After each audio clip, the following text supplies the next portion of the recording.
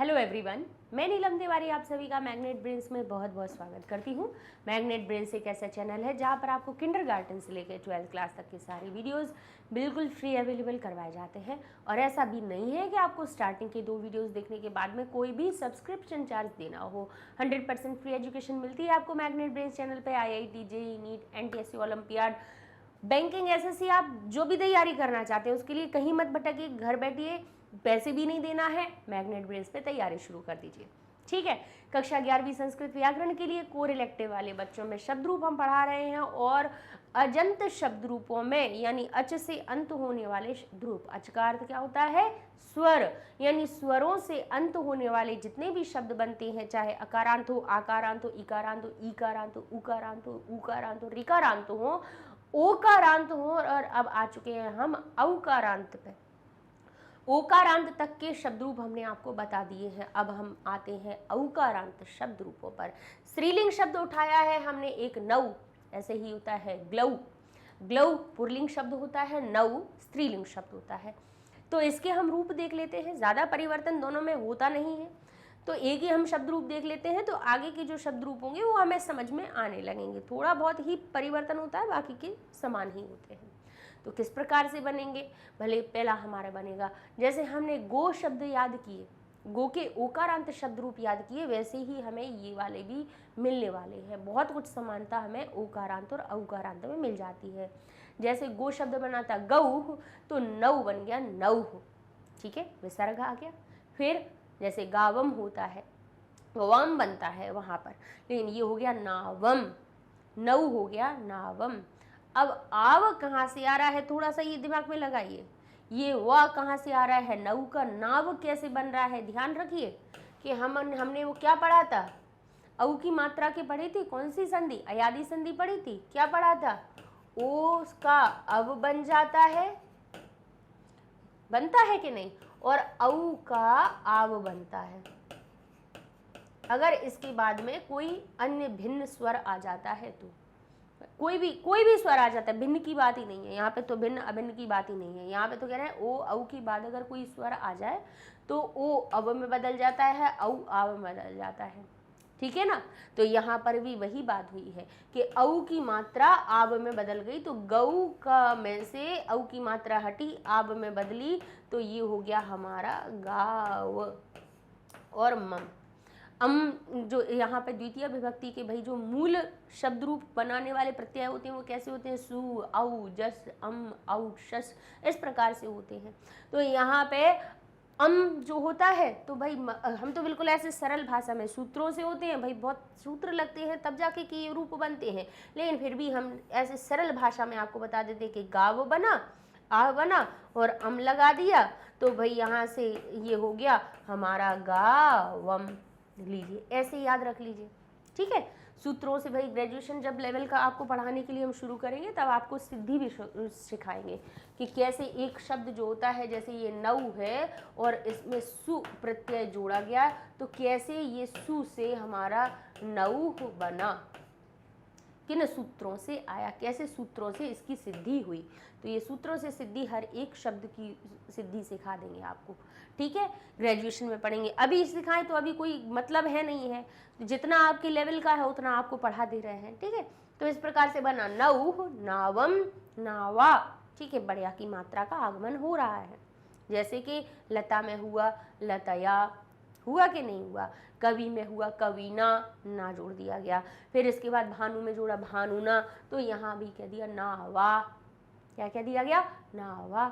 वा कहाँ से आ रहा है ये आपको समझ में आना चाहिए, क्योंकि औ की मात्रा है इसलिए वा का आगमन हो रहा है। उ, ऊ, ओ, औ, इनमें जो मात्रा जब औ की हटती है तो वा का आगमन होता है। क्यों होता है?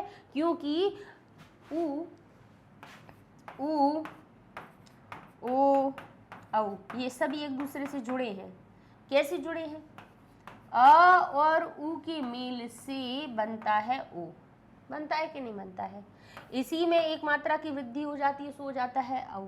और हमने यण संधि में पढ़ा है कि उ का वा बन जाता है, तो यहाँ पे भी अव और आव बनता है, क्योंकि इनमें हमारे पास उ छुपा हुआ है।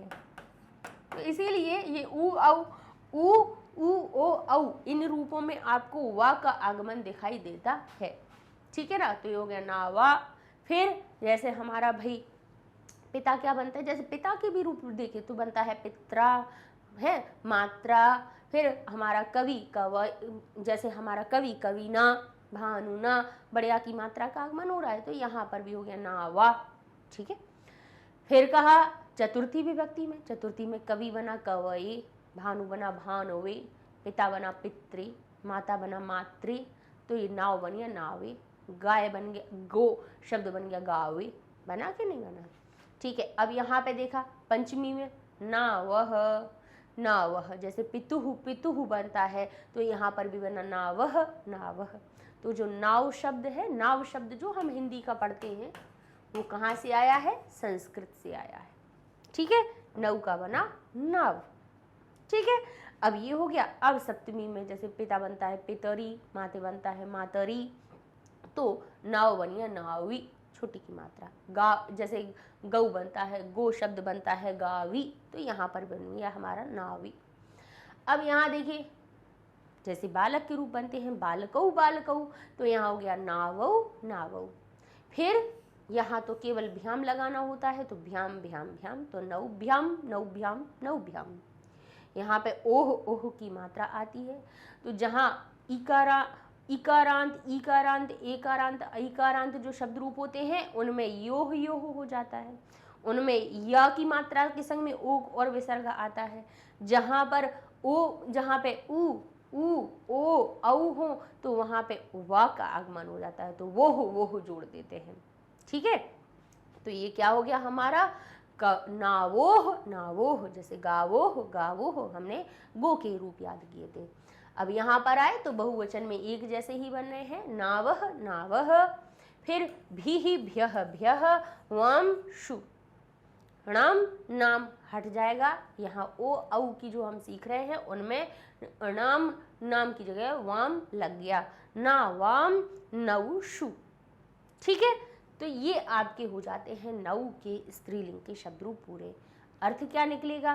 क्योंकि हर एक विभक्ति अपने अपने अर्थों को लेकर चलती है, तो प्रथमा विभक्ति का अर्थ क्या होता है? प्रथमा विभक्ति के जो शब्द बने हैं उनका अर्थ क्या होगा? उनका अर्थ होगा या तो उसमें ने का अर्थ निकल रहा होगा, नौका ने, नौका अगर कर्ता बन रही है, नौका यानी कौन? नाव, नाव अगर क्या बन रही है?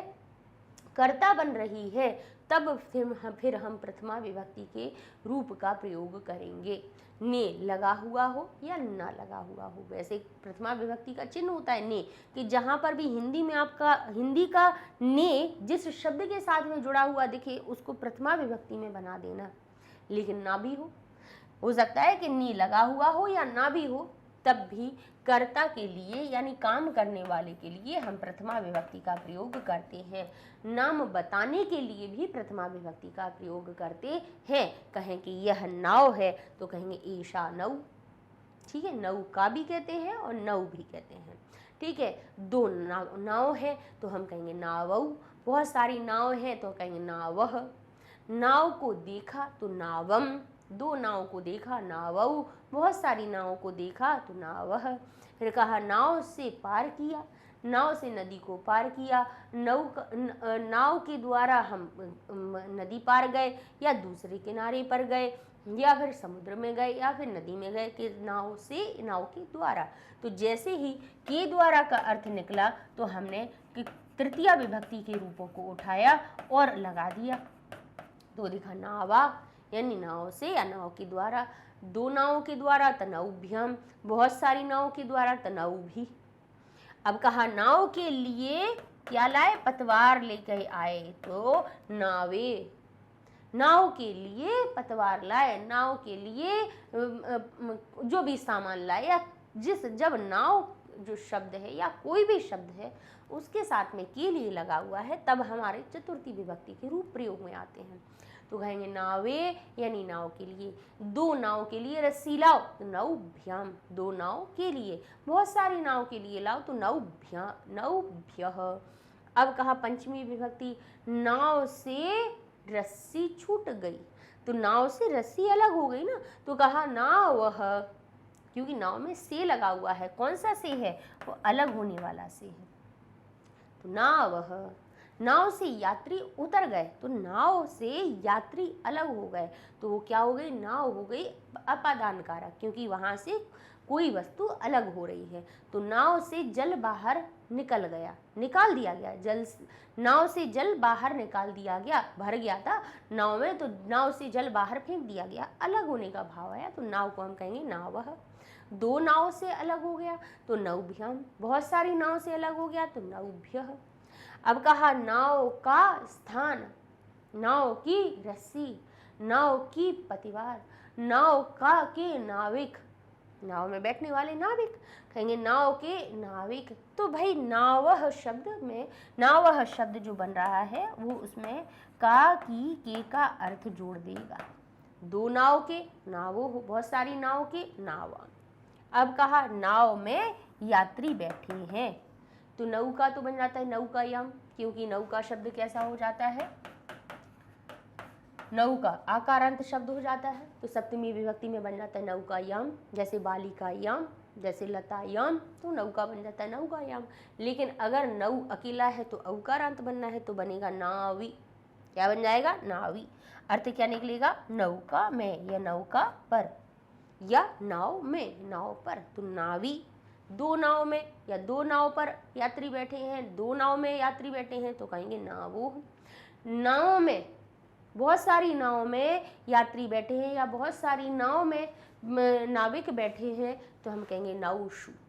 ठीक है, इस प्रकार से हर एक शब्द रूप में आप विभक्तियों के सामने चिन्ह लिख लीजिए, जिससे कि आपको पता चले कि ये जो शब्द है, जो माँ हलंत है, वो उस नाव शब्द में क्या अर्थ बता रहा है। ये नावा जो बढ़िया की मात्रा जुड़ी है, वो उसमें क्या अर्थ जोड़ रही है, ये ए की मात्रा उसमें कौन सा अर्थ जोड़ रही है, ये जो अकेले विसर्ग लग गए हैं उनने उसमें क्या अर्थ जोड़ दिया, छोटी की मात्रा ने कौन सा अर्थ जोड़ दिया, ये हमें पता चल जाएगा। तो हमें शब्द रूप याद करना हमारे सार्थक हो जाएंगे।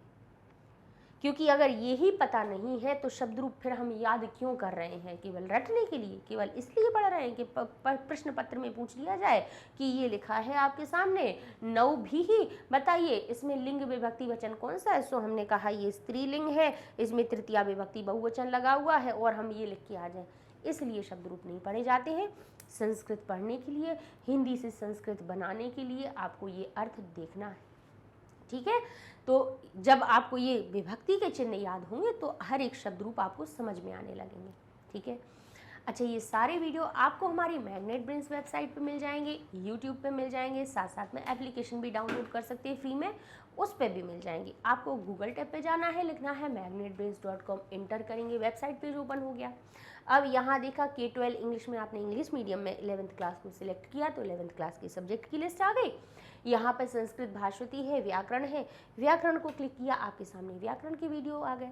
अब यहाँ पे आप देखिए जैसे संधि है, प्रत्यय है, आपके शब्द रूप है, सबकी वीडियो यहाँ पर आते जाएंगे आपके सामने। आप क्लिक करेंगे, आपको पता चल जाएगा कि किस पाठ में हमने कितने कितने वीडियो बनाए हैं, कौन कौन से टॉपिक के बनाए हैं, जो कि आप पढ़ेंगे आपकी संस्कृत अच्छी हो जाएगी।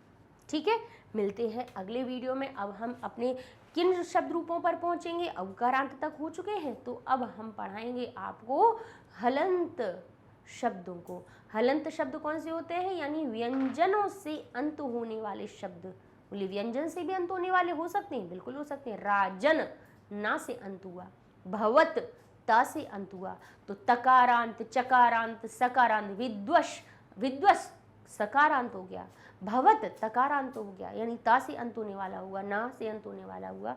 तो ये जो शब्द रूप हैं जो आपके सिलेबस में भी हैं, उन सब को हम आपको अगले वीडियो से बनाना शुरू करेंगे।